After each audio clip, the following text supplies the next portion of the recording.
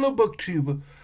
This is the last book haul of February 2026.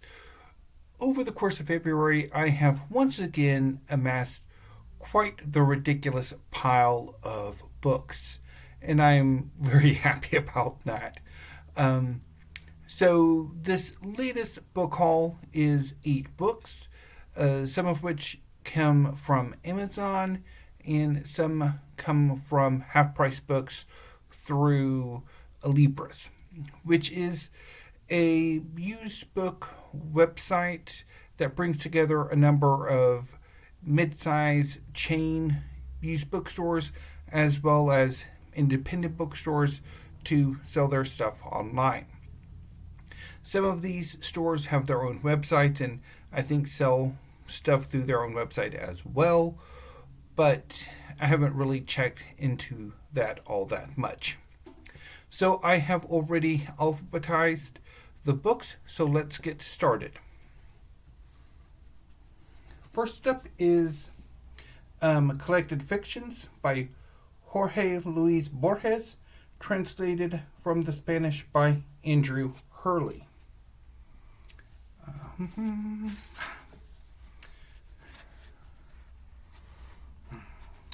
Now, for the first time in English, all of Borges' dazzling fictions are collected in a single volume, from his 1935 debut with The Universal History of Iniquity, through his immensely influential collections of Ficciones and the Aleph, the enigmatic prose poems of the Maker, up to his final work in the 1980s, Shakespeare's Memory. For some 50 years, in intriguing and ingenious fictions that reimagined the very form of the short story, Borges returned again and again to his celebrated themes: dreams, duels, labyrinths, mirrors, infinite libraries, the manipulations of chance, gauchos, knife fighters, tigers, and the elusive nature of identity itself. Playfully experimenting with ostensibly subliterary genres, Borges took the detective story and turned it into metaphysics. He took fantasy writing and made it, with its questioning and reinventing of everyday reality central to the craft of fiction. He took the literary essay and put it to use, reviewing wholly imaginary books. Commemorating the 100th anniversary of his birth, this centenary edition at last brings together all of Borges' magical stories, and all of them newly rendered into English and superb translations by Andrew Hurley. Collected Fictions is the perfect one-volume compendium for all those who have long loved Borges, and the perfect introduction to the master's work for all those who have yet to discover him, of which I am one of them. I think I've only read one thing by Borges. I think it was a story about Elizabeth Bathory, but I could be wrong. But I'm really looking forward to Borges.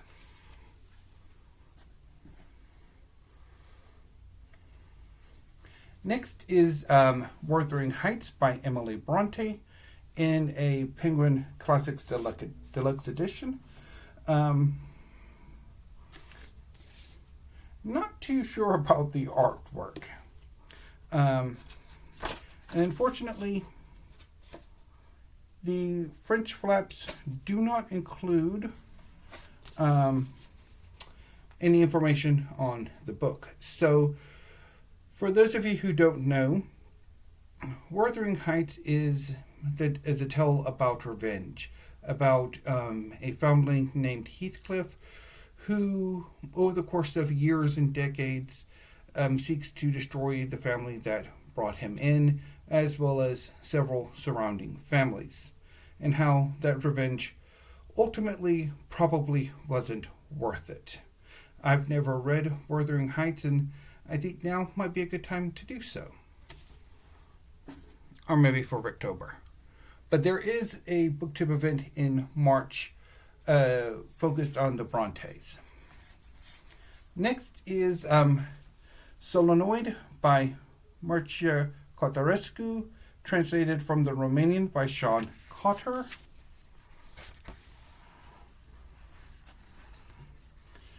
Based on Cartarescu's own experience as a high school teacher, Solenoid begins with the mundane details of a diarist's life and quickly spirals into a philosophical account of life, history, philosophy, and mathematics.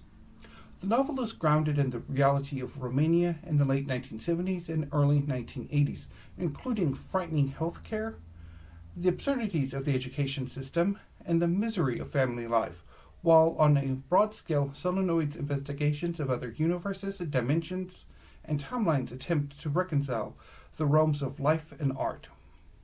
The text includes sequences in a tuberculosis preventarium, encounters with an anti-death protest movement, a society of dream investigators, and an extended visit to the minuscule world of dust mites living on a microscope slide. One character asks another, "When you rush into the burning building, will you save the newborn or the artwork?" Combining fiction with autobiography and history, Nikola Tesla and Charles Hinton, for example, appear alongside the Voynich manuscript. Solenoid searches for escape routes through the alternate dimensions of life and art, as various monstrous realities erupt within the present. So, really looking forward to trying out Solenoid. Next is Hunchback by Saou Ichikawa, translated from the Japanese by Barton.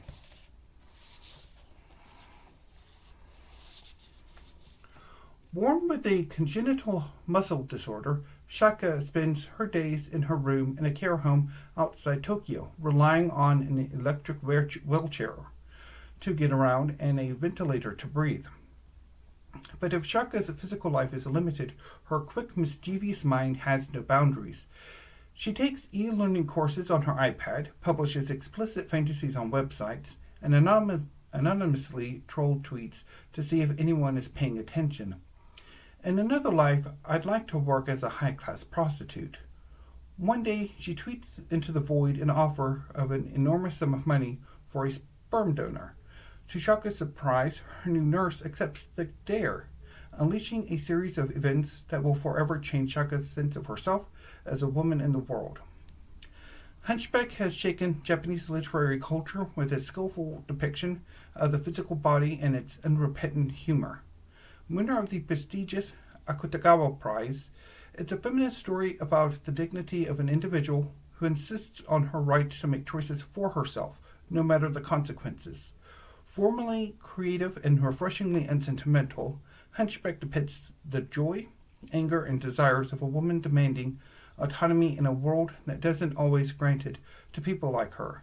Full of wit, bite, and heart, this unforgettable novel reminds us all of the full potential of our lives, regardless of the limitations we experience.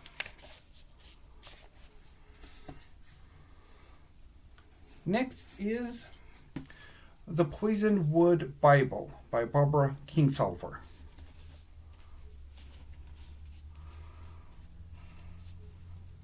The Poisonwood Bible is a story told by the wife and 4 daughters of Nathan Price, a fierce evangelical Baptist who takes his family in mission to the Belgian Congo in 1959. They carry with them everything they believe they will need from home, but soon find that all of it, from garden seeds to scripture, is calamitously transformed on African soil. What follows is a suspenseful epic of one family's tragic undoing and remarkable reconstruction over the course of 3 decades in post-colonial Africa. Taking its place alongside the classic works of post-colonial literature, this ambitious novel established Barbara Kingsolver as one of the most thoughtful and daring of modern writers. And it has been a very, very long time coming that I try something by Barbara Kingsolver. It has been decades since I first heard about her work and just have not gotten around to it. So I will be correcting that. Next is Housekeeping by Marilynne Robinson.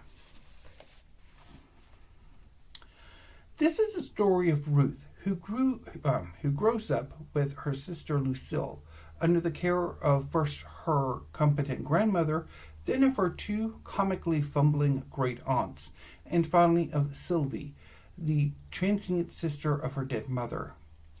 The family house is in a small town on a glacial lake in the far west, a town chastened by an outsized landscape and extravagant weather, and chastened again by an awareness that the whole of human history had occurred elsewhere.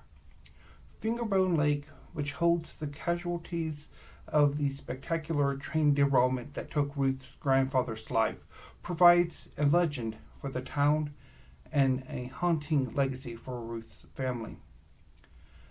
This book is about the effort to keep house, to keep anything at all, in a landscape and a community where nothing seems to persist except memory. Sylvie undertakes her domestic responsibilities with the best intentions, but her efforts are sporadic and tentative, and finally doomed. Lucille, armed with dress patterns, nail polish, and a group of peers, begins to resist her unconventional upbringing in several touchingly humorous episodes. Ruth, on the other hand, grows closer to Sylvie, and at last the two are drawn back into the world of transiency, abandoning the attempt to maintain any human stronghold against the brisk and ruinous energies of the world. Marilynne Robinson's unique gifts as a stylist and a storyteller move housekeeping beyond the conventions of realism, while rendering in memorable detail the ceremonies through which the life of a household is sustained and the forces of nature by which it is ended. So I first read this novel a little more than 20 years ago, and it is way past time for me to give it a reread.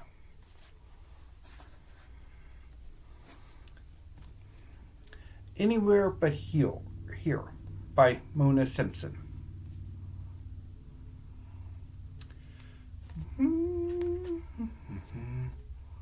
There is...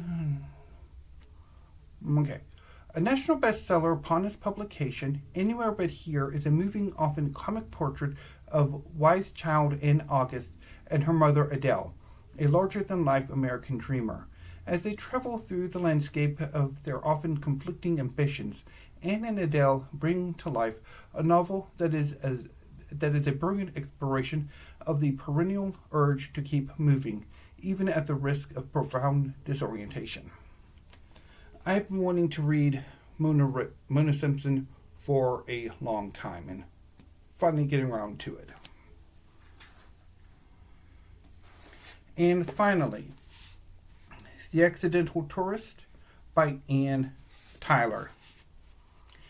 In this irresistible novel, Anne Tyler explores the slippery alchemy of attracting opposites and the struggle to rebuild one's life after unspeakable tragedy. Travel writer Macon Leary hates travel, adventure, surprises, and anything outside of his routine. Immobilized by grief, Macon is becoming increasingly prickly and alone, anchored by his solitude and an unwillingness to compromise his creature comforts. Then he meets Muriel, an eccentric dog trainer too optimistic to let Macon disappear into himself. Despite Macon's best efforts to remain insulated, Muriel upends his solitary, systematized life, catapulting him into the center of a messy, beautiful love story he never imagined. A fresh and timeless tale of unexpected bliss, The Accidental Tourist showcases Tyler's talents for making characters and their relationships feel both real and magical. Again, it's been about 20 years since I first read this novel, and it's well past time I give it a reread. So that's my final book haul for February of 2026. If any new books come in, I will hold them off for my first book haul of March. So let's do a Steve Pyramid. So, The Accidental Tourist by Anne Tyler.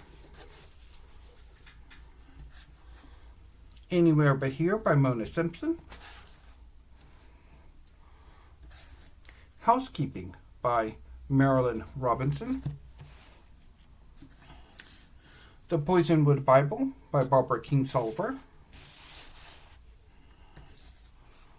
Hunchback by Saou Ichikawa, translated from the Japanese by Polly Barton. Solenoid by Mircea Cartarescu, translated from the Romanian by Sean Cotter. I probably should have put him at the bottom, but I am doing this alphabetically. Wuthering Heights by Emily Bronte. And Collected Fictions by Jorge Luis Borges, translated from the Spanish by Andrew Hurley. So, very, very happy to have all of these books, and I will put them at the rest of my February book haul, and then at the end of the month, put them on the shelves. So, in New BookTube, I will see you tomorrow with weekly reads and some more of my 2026 library tour. Until then, thank you and have a great day.